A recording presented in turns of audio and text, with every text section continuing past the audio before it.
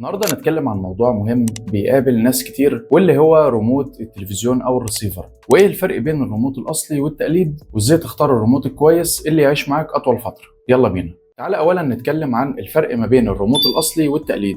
اول حاجه هنبدا بيها اللي هي الخامه والجوده. دايما الريموت الاصلي بيكون خامته البلاستيك بتاعه متين، كمان الازرار ناعمه وسهله في الضغط، وهتلاقيه مش بيعلق بسرعه. لكن التقليد للاسف هتلاقي الخامه بتاعته ضعيفه جدا، والازرار بتبوظ او بتغرز بعد فتره قصيره. يعني زي ما انت شايف كده، الازرار هنا تلاقيها ضعيفه جدا. زي ما انت شايف كده، اللي هي الازرار بتاع الريموتات العاديه دي دايما تلاقيها ضعيفه، والضغط عليها اللي هي الضغطه الخفيفه دي، او احيانا بتلاقي الزرار ده بيبقى فيه اوساخ ما بين البورده بتاعه الريموت نفسه والازرار. فللاسف لو ما كنتش بتنضفه كل فتره او بتفتحه كل فتره وتنضفه، بتلاقي الازرار دي تقلت معاك وما بقتش كويسه في الاستخدام زي اول مره وانت شاريه. وكمان في نوعيه في السوق كانت عامله ترند فتره طويله كده، اللي هو الريموت السيليكون ده.